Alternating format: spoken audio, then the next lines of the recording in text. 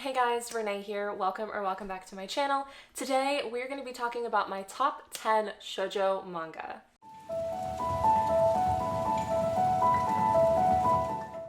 Honestly, this video has been a long time coming because the amount of shoujo manga that I read in high school, I almost forgot about. I looked back at a list that I kept and just saw them all and I was like, I don't even remember.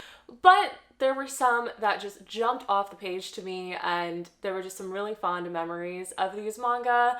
So I decided, what better way to kind of go back down memory lane than to make a video and tell you guys about them. So maybe you get some nice recommendations for yourself. There is a little bit of a variety in here. There are some newer ones. There are some older ones. There's a bunch of different tropes that are involved, but at the end of the day, they're all shoujo manga, so, you can only imagine what kind of goes on. I have decided to do my top 10. It's not really going to be a lot of ranking, except for my top 5. So I'm going to save my top 5 for the end, kind of the best for last type deal, as any type of countdown should, build the suspense a little bit. So we're just going to get into the other 5 that are not ranked in any particular order. And we're going to start with Special A. This is a manga that I have also watched the anime for. I did both because I loved it so much. This series follows our main character Hikari, who ever since she was really young has never lost at anything until she meets Kei. And she lost, I think, a wrestling competition to him when they were kids. And then it just started this lifelong rivalry between the two as they got older. And then now in high school, they end up going to the same school and they are in the Special A class, which is the top 7 students of the school. And Hikari is number 2, beat of course only by Kei. So the whole manga just deals with their battle with each other and Hikari's pride of just wanting to be the best. And it's really cute because it delves into the stories of the other, with 7 minus 2 is 5. The other 5 members of the class, which I loved their backstories as well. I forget his name, but there's one that is just surrounded by animals at all times and I fell in love with him as a kid. Absolutely adored him. And also just as it goes along, you can see Hikari and Kei's relationship kind of develop and change, more than just, rivals. It definitely is kind of an enemies to lovers trope and it is absolutely stunning. I adore the series. I think that it is great for anybody to pick up and it's fun. It's so funny. Then the next manga that I wanted to talk about was Say I Love You, and this is such a cute and sweet series and I love the art in this. I want to say right off the bat, I think out of everything in here, this has one of my favorite art styles. I don't know if it's because I think this is newer. Published in English as Say I Love You from April 29th, 2014 to December 19th, 2017. So it is a bit newer, but it is absolutely adorable. I love the relationship in here. It follows our main character May, who just growing up was always kind of betrayed and abandoned by her friends. So she just decided that she didn't want friends anymore and that she was better off alone. And she had this whole people suck mentality, which to be honest, sometimes, people really do suck. And she was just really cold and aloof and on her own. And one day she accidentally, I think, kicks our main character Yamato, I think is his name, Yamato. She accidentally kicked him and he, instead of getting angry, just became really intrigued with her because of how just cold and aloof she was. And he decided that he was going to prove to her that not everybody was bad and he was going to prove to her that, he was a good person and he was just trying to get closer to her. And how their relationship develops is just beautiful, and seeing how much our main male character really does care for her as he's trying to just help her come out of her icy shell is beautiful. It's so sweet. That's pretty much the best way that I can summarize. The show is sweet. Next up is Kitchen Princess. This one is a bit older.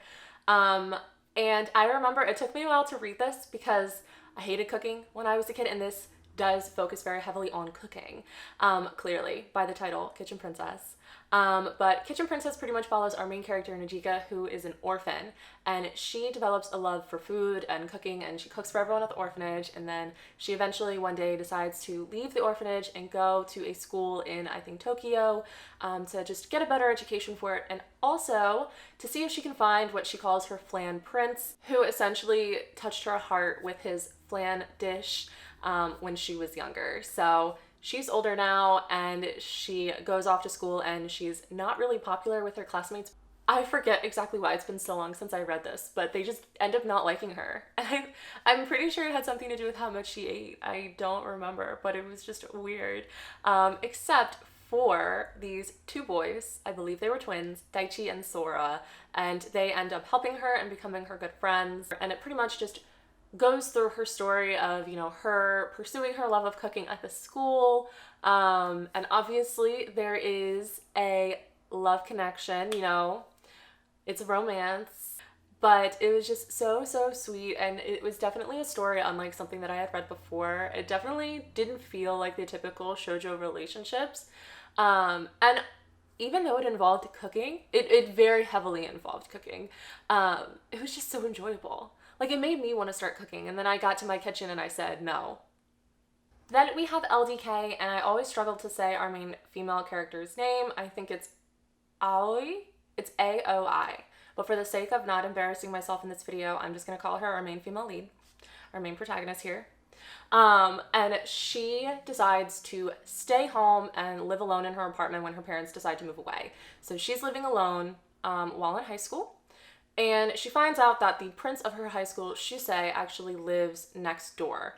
And she doesn't like him because he rejected her best friend. And then, you know, she ends up finding out that he lives next door, and she also ended up doing something out of carelessness that made his apartment unlivable.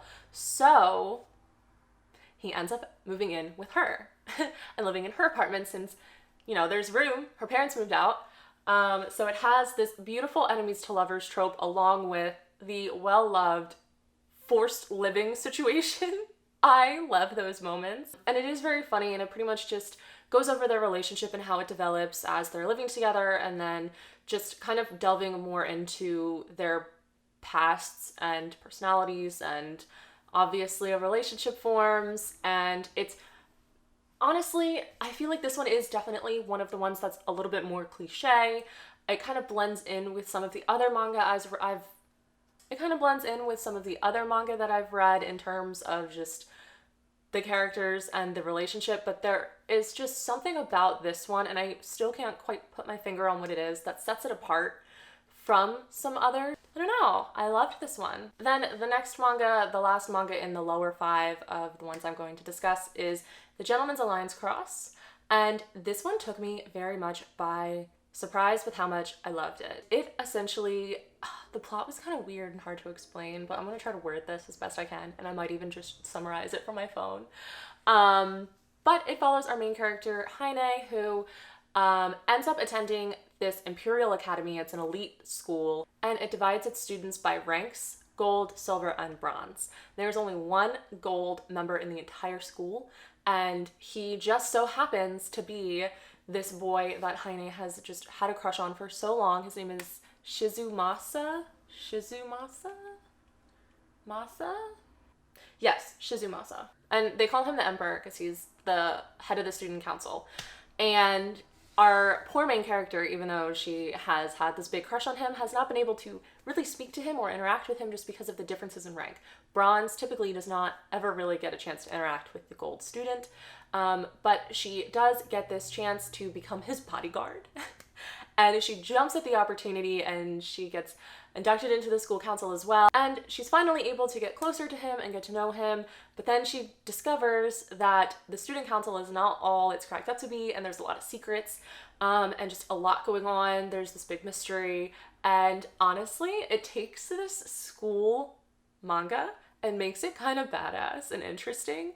Like, I can't even really explain what goes on in here, but there's some action. But I absolutely loved it. I devoured the story, and it was just so sweet. I really also liked just the rest of the student council. I love the characters in the story. I loved the romance in the relationship. I loved the whole plot.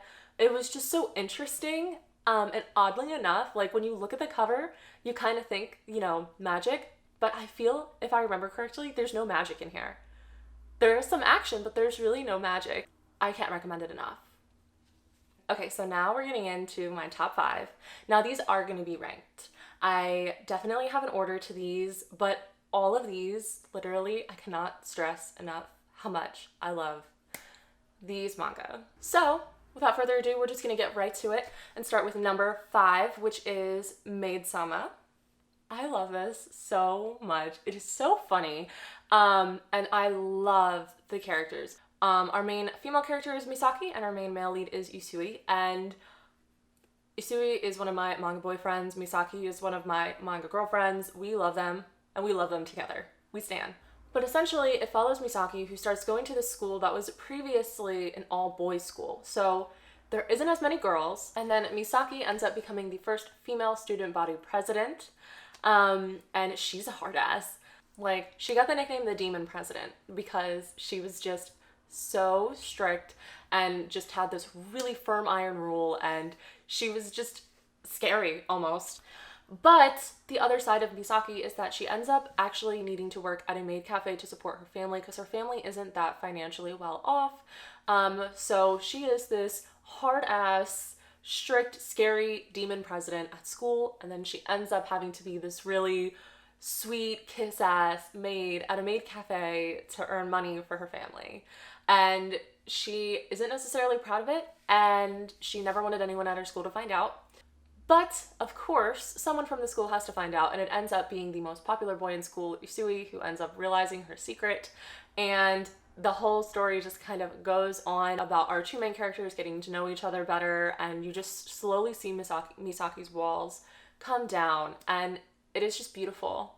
And there's so many beautiful moments, and I love Misaki and Usui so much individually, together, just as characters. I adore them. The manga and the anime are both great. I would recommend both. I have, of course, watched both. And I love it. Then coming in at number 4, we have a classic, actually the first manga that I ever read. And that is Fruits Basket. I don't know if this shows my age, but when I started reading Fruits Basket, all of the English editions had not been published yet. It was towards the end though. It was towards the very, very end. I think there was only a few volumes that I actually had to wait for, because I remember speeding through the volumes that my library had and then just realizing that they weren't all out yet, and I just had to wait.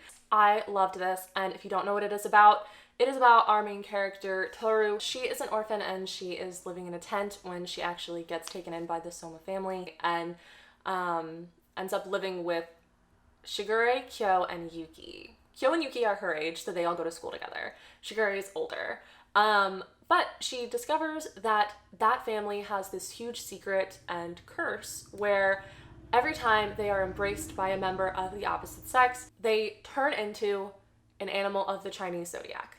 So every member of the family is cursed with one of the signs. So they do have all, I think, 12 signs. So it's a large family, and you get to know each member. And obviously there is romance involved, and there is a beautiful relationship that develops between Toru and each of the members of the family. I personally think Toru Honda, honestly, is one of the just most amazing characters in a manga ever, just because of how selfless and caring and kind and sweet she is, and just what she does for this family is beautiful. When she discovers their secret, she doesn't run, she actually tries to help them, and the story is just beautiful. There are romantic ties, there are friend ties. I did watch the anime, and they actually rebooted the anime just a couple years ago, and I have not watched the newest one yet, but I definitely plan on it eventually. So you'll see, if you haven't read or watched Fruits Basket yet, that there's 2 animes. It's not like 2 different seasons, it's just a reboot, so you can't go wrong with whichever one you watch first. Just one is going to have newer style art. And not that it matters, but if you have watched Fruits Basket and you care to know my favorite character, it's Hatsuharu. I love him. I adore him. I would do anything for him. Moving on to number 3, we are getting into the emotions here because I feel very, very very strongly about these next three. But number 3 is Dengeki Daisy. This story involves our main character, Teru, who is left alone in the world essentially when she unfortunately loses her big brother. Her big brother has died, and she doesn't have her parents either. So she's completely alone. And the only thing that she has is a cell phone that her brother had left her, and there's only one number in it, and the name of the number belongs to someone named Daisy. And Daisy is someone who is always there for Teru. He is always there to cheer her up, and he is always there to listen to her, and he does not hesitate to help her in any way he can, even though they have never met face to face. It's all over the phone. And even in her loneliest times, like, he is always there for her. And it is just this beautiful, beautiful relationship that blossoms with these two. I'm just like thinking about it and like getting emotional. It's just so stunning. And I do like the art. The art is a little different, but I absolutely love the art. Stunning story, stunning everything. My feelings, my heart just exploded reading this series. So if that sounds interesting to you and you just want a nice, soft, sweet, interesting, like romantic manga read, I would highly recommend it. Moving on to number 2. Now, numbers 1 and 2, I'm still struggling with where to put them. But number 2 is actually my previous number 1, and it was dethroned for one reason, and I will get into that. But number 2, one of my all-time favorites that I hold very dearly, is Skip Beat. I love this manga so much. I can scream it to the sun. It is also an anime. I love that anime so much. I think I've watched it 4 times. Stunning. It is amazing. And it is so funny. And our main character, Mogami Kyoko, is one of the most relatable characters to me that I've ever read. I adore her. I just connect with her so much.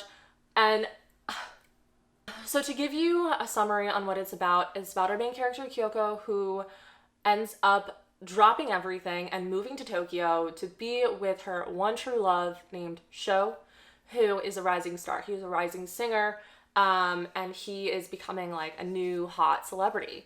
And she pretty much gave up everything to support him and support his dream, and he ends up kicking her to the curb, breaking her heart, and just disregarding her completely. Pretty much was just using her. Kyoko finds this out, actually ends up overhearing him, and just loses it. And she declares that she's going to get revenge. And then Sho then reminds her that the only way that she could possibly touch him is to get on his level and to just become famous like him as he's standing like behind his bodyguards. And that's exactly what she sets out to do. And she just has this complete transformation, and she is so funny. There are so many laughs, so many comedic like moments in this show, but it's also just deep. It's deep as well. And I'm not really going to go too much into it. I don't know what is considered a spoiler and what is not considered a spoiler.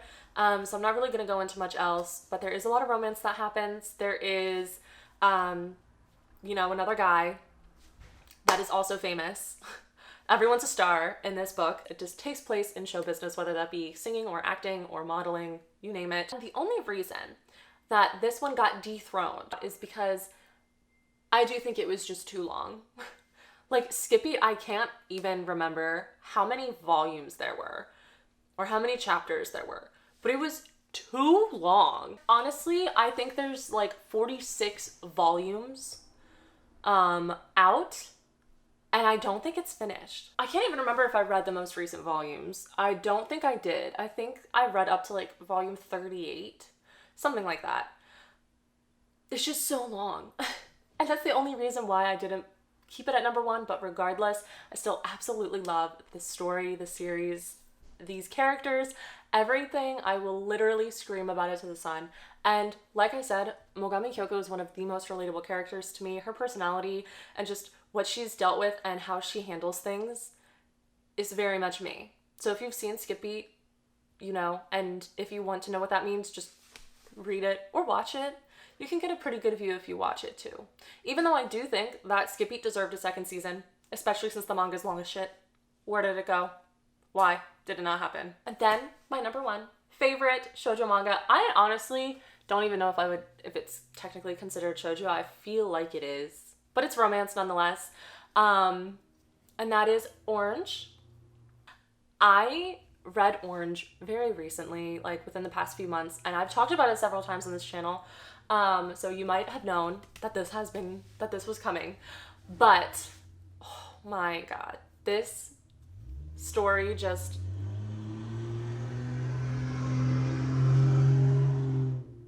this story is just beautiful, stunning, iconic, everything about it. But if you don't know what Orange is about, it follows this friend group who ends up getting letters from themselves in the future.